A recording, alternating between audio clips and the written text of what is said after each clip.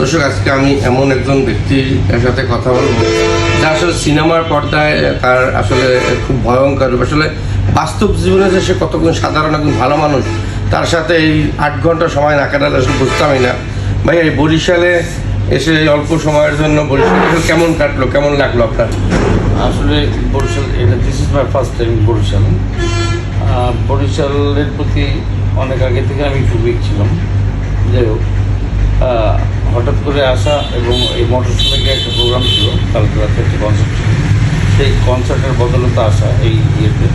আর আসার পর যখন তোমাদেরকে পাইছি তখন আরও বেশি ভালো লাগছে, কারণ তোমাদের আতিথেয়তা, তোমাদের যে ফিলিংসটা, যে অনুভূতিটা আমার কাছে অনেক ভালো লাগছে। আর বরিশালে আসার পর তোমাদের মতন ছেলেবেলাদের জন্য আমি সেটা বুঝতাম না যে বরিশালের ছেলেবেলারা এত ডেভেলপ কিংবা এত মেন্টালি রিচ, তাই না? ভালো লাগছে তোমাদের সবাইকে, আর বরিশালকে তো অবশ্যই ভালো লাগছে।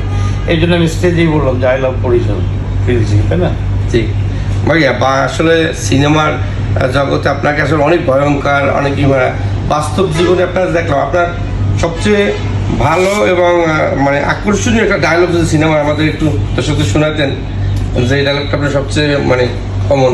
আসলে আমরা তো সিনেমার বাইরে কোনো সময় ডায়লগ দেওয়া হয় না, ডায়লগগুলো আসলে পাশ থেকে বলে দেয় যখন শুটিংয়ের সময়, তখনই করি। আর যারা এই ডায়লগ নিয়ে পারফরমেন্স করে তারাই ডায়লগ মুখস্থ করে, আমাদের আসলে মুখস্থ থাকে না। সম্প্রতি যে আপনার একটা জনপ্রিয় সিনেমা যেটা ওয়ার্ল্ড ব্যাপী চলছে, ওই সিনেমাটার আমি একটা ডায়লগ যদি শুনতে চাই আপনার কাছ থেকে।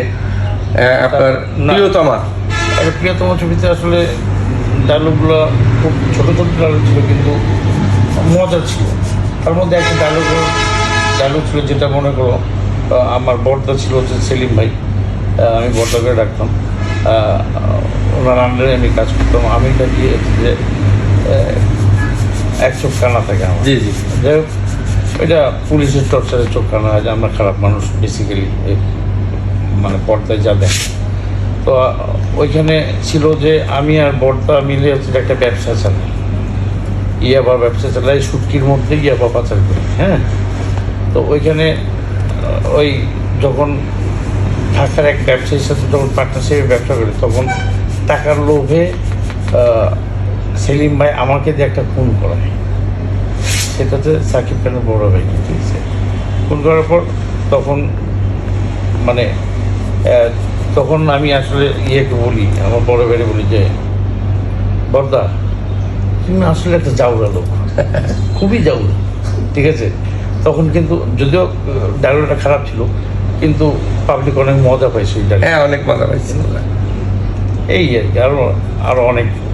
তো ভাইয়া, এরপর বরিশালে বেড়াতে আসবেন ফ্যামিলি সবাইকে নিয়ে, ইনশাল্লাহ আরও দেখা হবে বরিশালে, অনেক মজা হবে, মাস্তি হবে।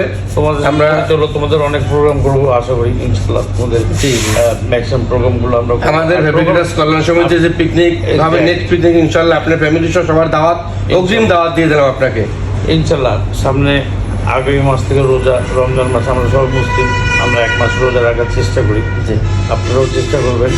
কারণ দুনিয়াতে সব কিছু করবেন, কিন্তু আখিরাতের জন্য যদি কিছু না জমান তাহলে এটা সব কিছু বৃথা, তাই না?